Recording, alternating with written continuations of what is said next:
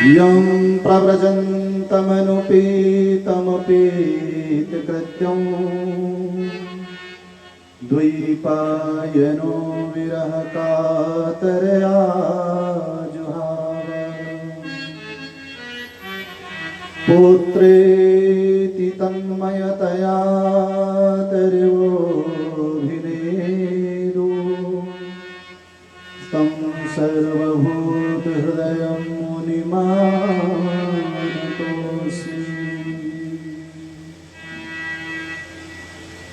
नारायणं नमस्कृत्यं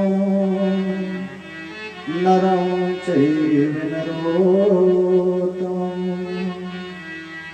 देवी सरस्वती व्यासं ततो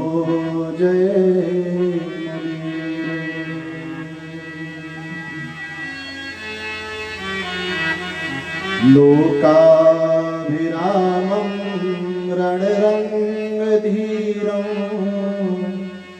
राजीवनेत्रं रघुवंशनाथं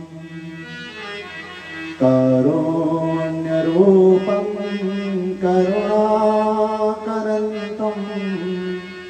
श्रीरामचन्द्रं शरणं प्रपद्ये। मनोजवं मारुततुल्यवेगं जितेन्द्रियं बुद्धिमतां वरिष्ठं वातात्मजं वानरयूथमुख्यं श्रीरामदूतं शरणं प्रपद्ये। श्रीरामदूतं शरणं प्रपद्ये। ध्येयं सदा परिभवग्रमभीष्टदोहम् तीर्थास्पदं शिविरञ्चिनुतं शरण्यं प्रत्यार्तिहं प्रणतपालभवाब्धिपोतं वन्दे महापुरुष ते चरणारविन्दं वन्दे महापुरुष ते चरणारविन्दं वंशी विभूषितकरान्नवनीरदावान् पीताम्बरारुणबिम्बफलाधरोष्टान्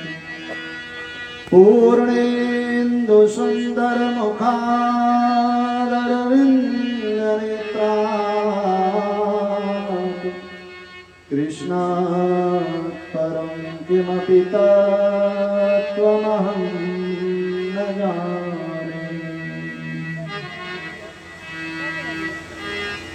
जय राधा वृषभानुजा भक्तन प्राणाधार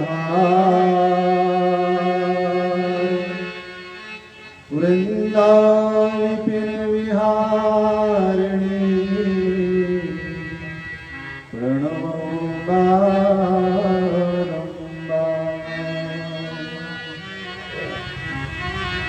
जय जय श्री राधा रमण जय जय नवल किशोर जय गोपी चित चोर प्रभु जय जय माखन चोर।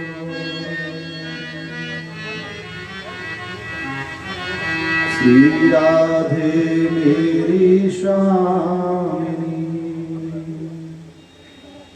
मेरा राधे जुगदास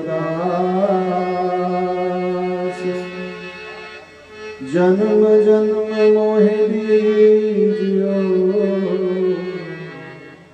श्री वृंदावन को।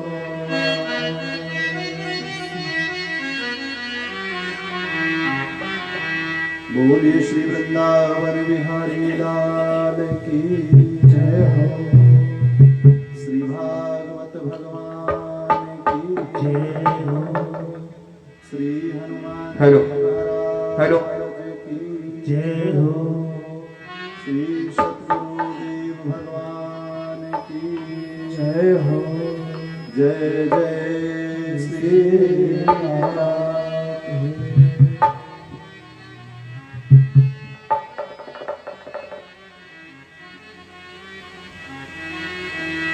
आइए प्रिय भक्तों,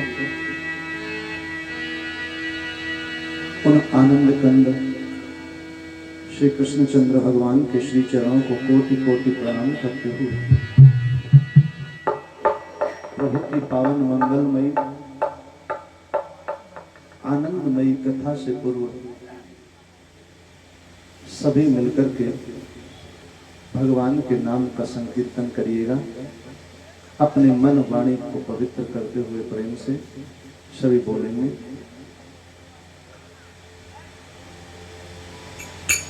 गोपाल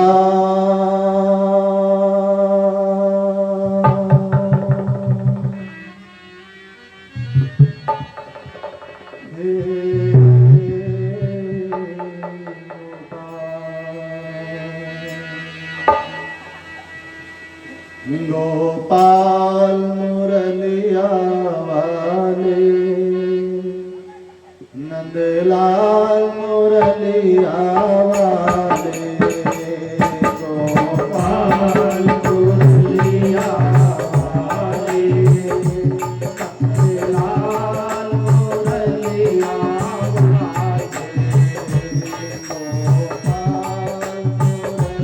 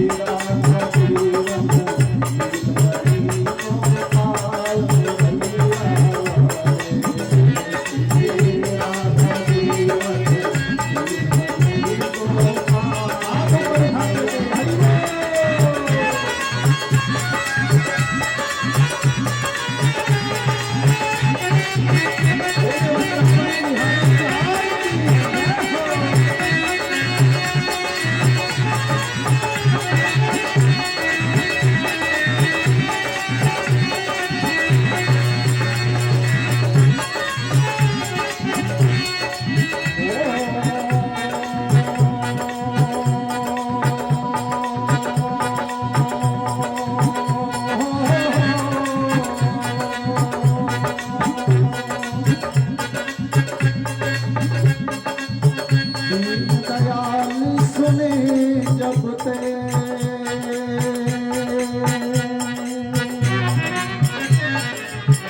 दीन दयाल सुने जब ते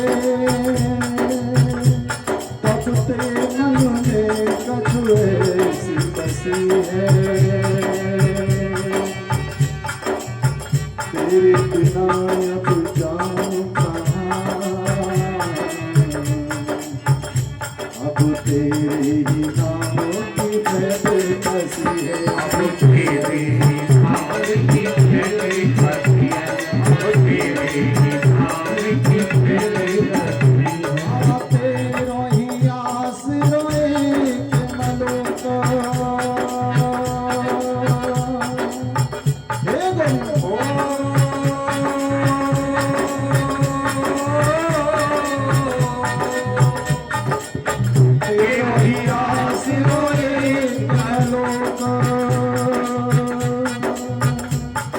नहीं कोई अब तू जो जसी है ये हो मुरारी पुकारी कहूँ या मैं मेरी हंसी या मैं तेरी हंसी या मैं तेरी हंसी या मैं तेरी हंसी या मैं तेरी हंसी या मैं तेरी हंसी हाल मुरलिया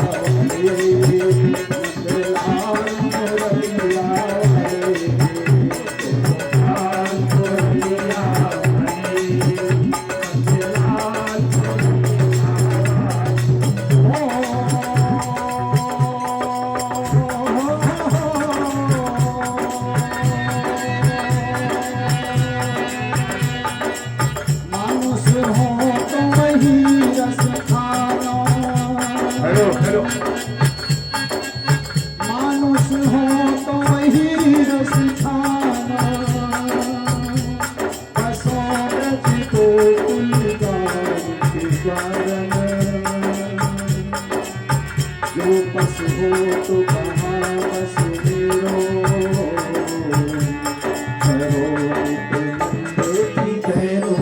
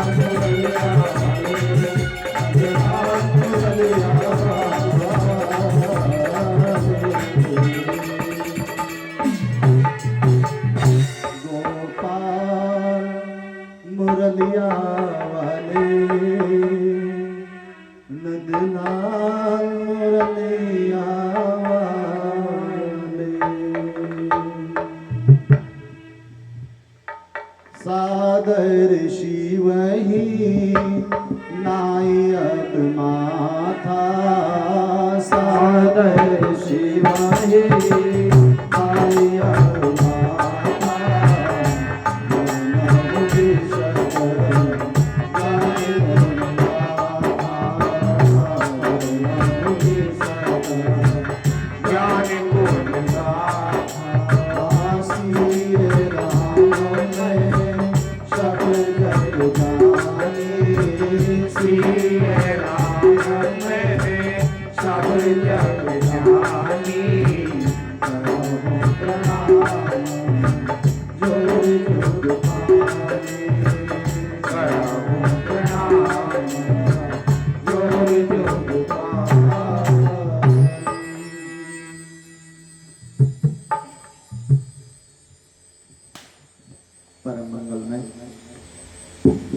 हेलो हेलो परात्परखलेश्वर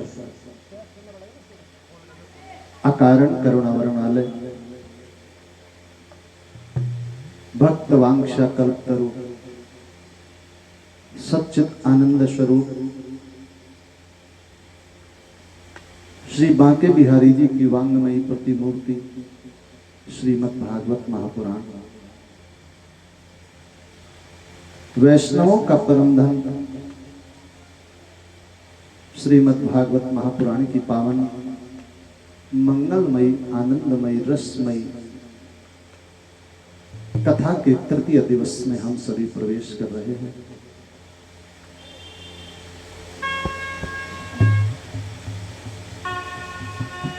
व्यास मंच पर विराजमान हमारे सभी आचार्यगण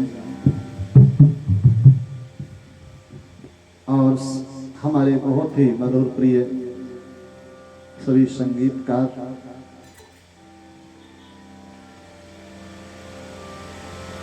और श्री बांके बिहारी जी की पावन व्यास गद्दी के समक्ष हमारे सभी धर्मानुरागी धर्म प्रेमी दीर्घजीवी प्रभु प्रेमियों माता बहन परम पावनी भगवान की मंगलमयी कथा श्रीमद् भागवत के परम प्रिय मुख्य यजमान के रूप में हमारे बहुत ही प्रिय धर्मज्ञ श्रीमान श्री इंद्राज सिंह जी चंदीला जी एवं उनके सुपुत्र श्री अरुण कुमार चंदीला जी, अमित कुमार चंदीला जी, सह परिवार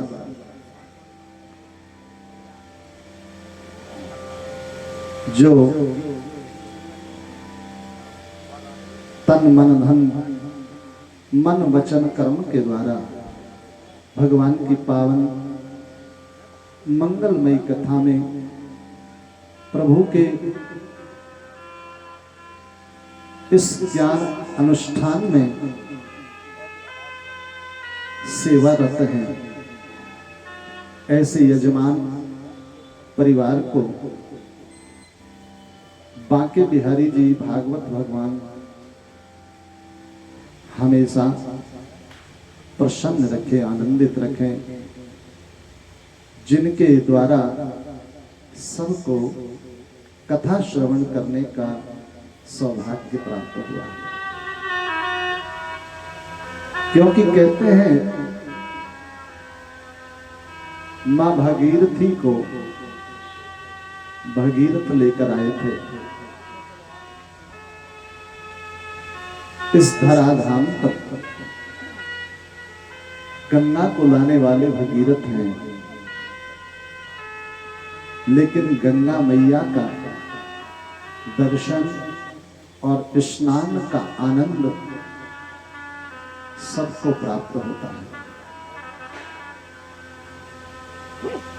तो ये भागवत भी ज्ञान गंगा है। और जो इस ज्ञान गंगा का श्री बांके बिहारी जी की कृपा से आवाहन करता है, जो उनकी कथा में आता है वो कोई साधारण नहीं हो सकता, क्योंकि भगवान की कथा उसी को मिलती है जिसके जीवन में सत्संग है।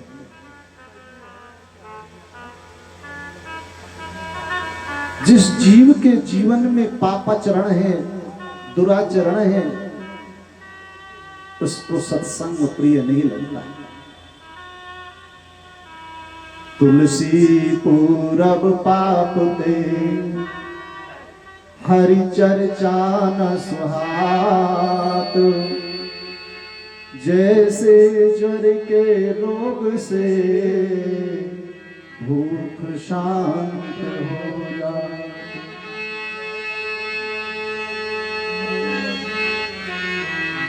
जैसे बुखार आने पर भूख चली जाती है, उसी तरह से पापी जीव को हरि का आचरण, भगवान की कथा प्रिय नहीं लगती। राम कथा जिसके जीवन में आ गई, कृष्ण कथा जिसके जीवन में आ गई, उसके अंदर के सब संशय दूर हो जाते हैं। भगवान की कथा क्या करती है? कल हमारे महाराज जी बता रहे थे कि कीर्तन में ताली बजाना चाहिए।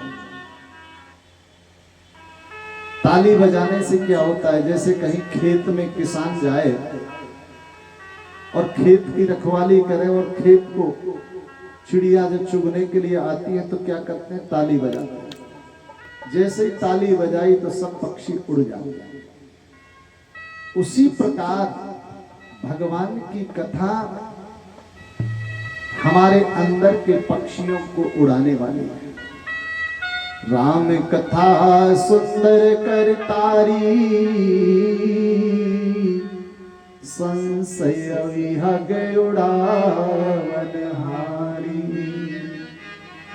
भगवान की कथा संशय रूपी पक्षियों को दूर करने वाली है। जो भगवान की कथा से, जो भगवान से प्रीति करते हैं, परमात्मा उनसे दूर नहीं होते। भगवान तो उनके पास हमेशा। भगवान स्वयं कहते हैं, जगत का आकर्षण भगवान करते हैं, लेकिन भगवान के हृदय को आकर्षित भक्तों का प्रेम करते हैं। और ऐसे भक्तों के पीछे पीछे गोविंद चलते हैं। जैसे एक मां छोटे से बच्चे का हर समय ख्याल रखती है, ध्यान रखती है, उसी प्रकार भगवान भी अपने भक्त का ध्यान रखते हैं।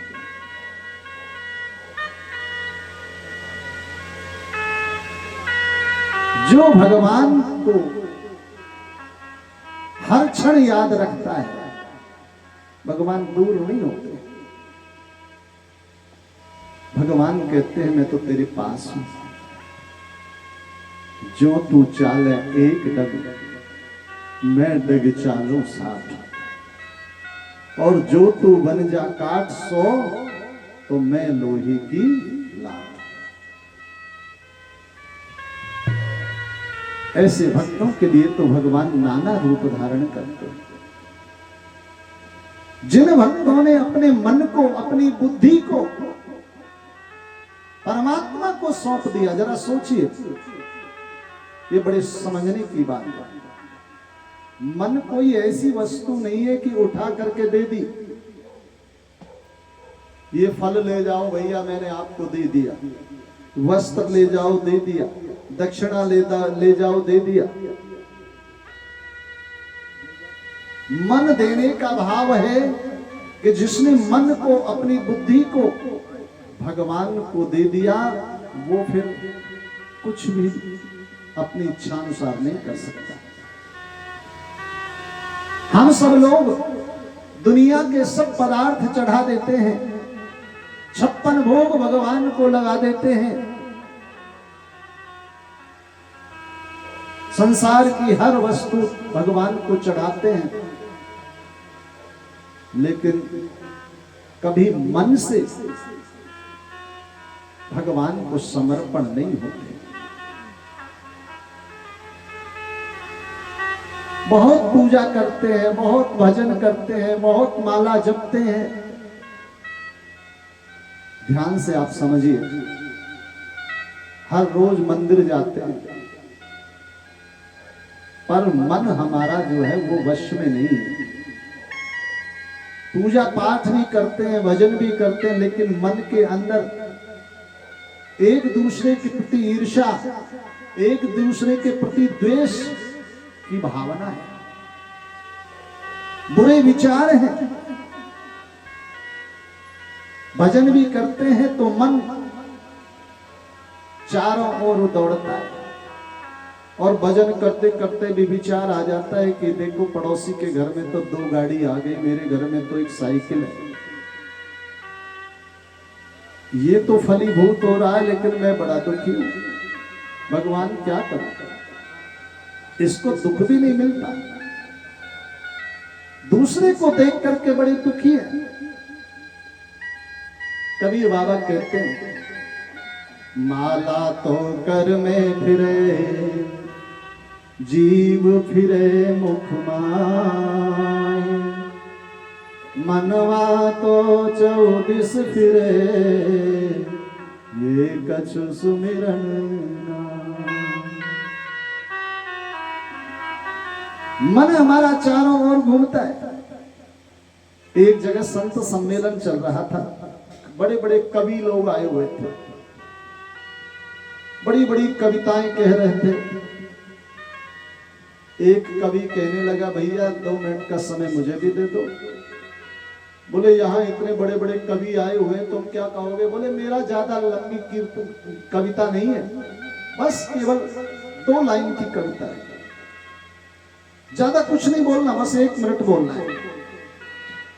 कुछ लोगों ने कहा, भाई चलो दे दो, ये बहुत देर से कह रहा है, क्या कहेगा।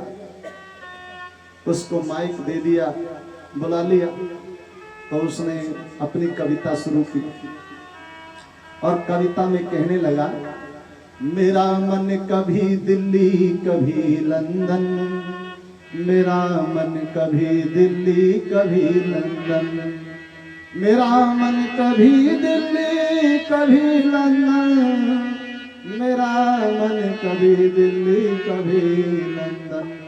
और कवियों ने कहा, अरे क्या कविता है, क्या कह रहा है,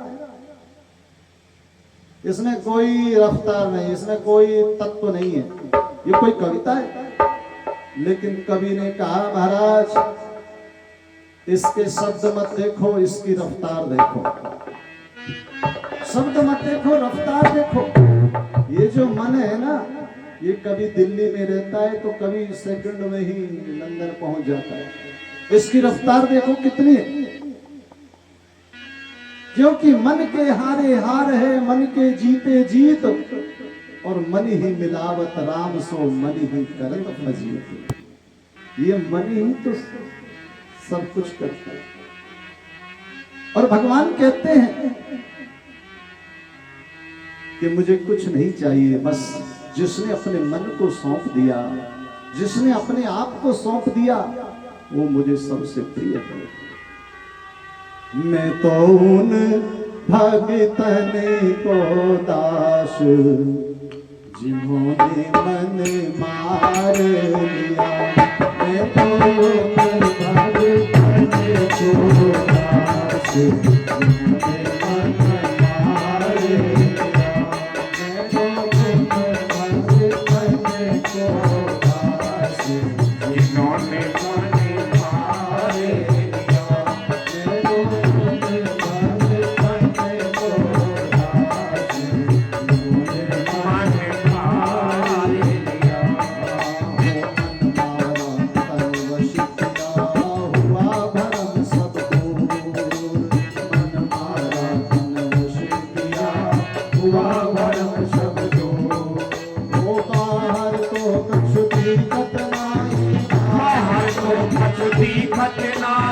अंदर चमके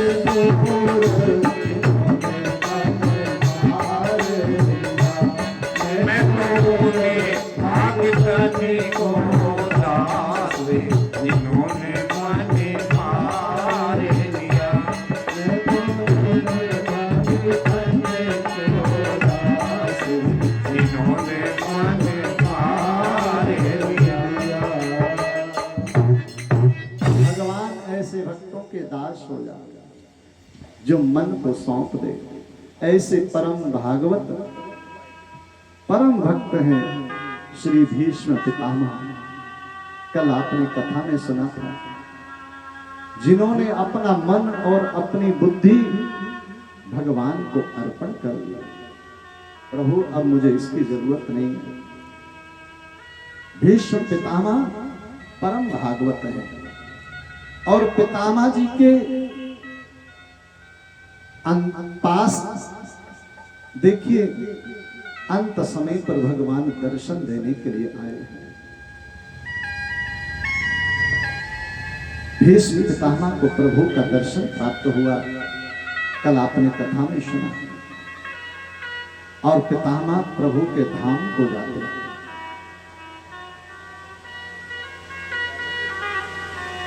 भगवान भक्त के अधीन है। भक्त भगवान को परतंत्र बनाते हैं।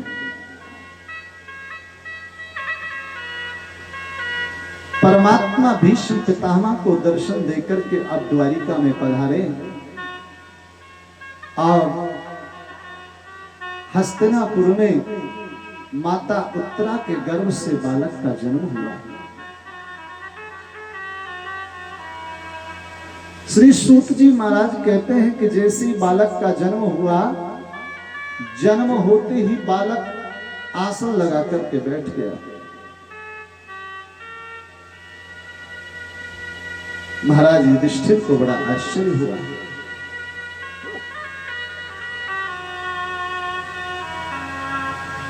महाराज युधिष्ठिर ने देखा ये बालक तो बड़ा अद्भुत है। साइस लोके विख्यात परीक्षत द्वितीय प्रभु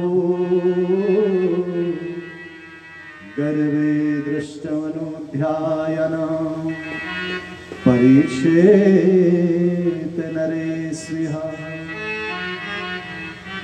महाराज युधिष्ठिर ने ऋषियों को बुलाया और बालक को प्रणाम कराया। बालक को संतों के ऋषियों के चरणों में प्रणाम कराया। लेकिन जैसे ही कोई बाहर से आता है तो बालक बड़ी गौर से देखता है। महाराज युधिष्ठिर ने पूछा, श्री महर्षि वेदव्यास जी महाराज से, महाराज ये बालक क्या देख रहा है? व्यास जी की आंखों में आंसू आ गए और व्यास जी महाराज कहने लगे, हे धर्मराज युधिष्ठिर, ये बालक देख रहा है कि जिस तेजस्वी महापुरुष ने, जिस परमात्मा ने गर्भ के अंदर मेरी रक्षा की थी, वो भगवान कहां चले गए। जो भी कोई आता है वो बालक बड़ी गौर से देखता है, कहीं ये वही महापुरुष तो नहीं है, कहीं ये वही चतुर्भुज नारायण तो नहीं है। बड़ी गौर से बालक देखता है। सबके अंदर वो बालक भगवान को खोजता है। उस बालक का नाम रखा परीक्षित। संतों के द्वारा उस बालक की हस्तरेखा दिखवाई। महाराज ये बालक कैसा रहेगा? संतों ने कहा ये बालक बड़ा तेजस्वी होगा, इसकी कीर्ति सारे विश्व में फैल जाएगी, बहुत बड़े बड़े यज्ञ करेगा, पूरी प्रजा का अच्छे से पालन करेगा। परंतु राजन, इसकी मृत्यु हो जो होगी वो सर्प दंश से होगी। पर हे धर्मराज, आप चिंता मत करिए, इस बालक को अंत समय पर एक महान आत्मा के दर्शन होंगे। धीरे धीरे परीक्षित बड़े होते हैं और इधर द्वारिका में हुआ ऐसा महाराज, जब भगवान द्वारिका गए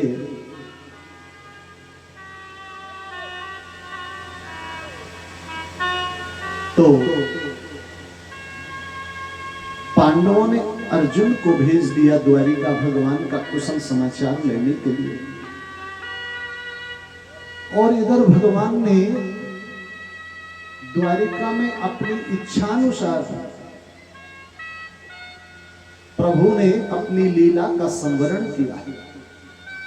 स्वर्णमय द्वारिका को समुद्र में डुबा दिया और जो भगवान के पुत्र पौत्र आदि यादव कुल जो विस्तार हो गया था उसको भगवान ने सबको संहार करवाया। और प्रभु अर्जुन से कहते हैं कि सखा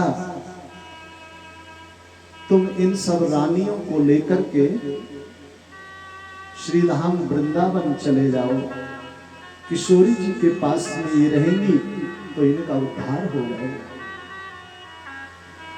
और भगवान अपने स्वधाम को पधार जाते हैं। अर्जुन जब आ रहे थे तो भगवान भील का रूप धारण करते हैं और अर्जुन से युद्ध करते हैं। अर्जुन की पराजय हो जाती है।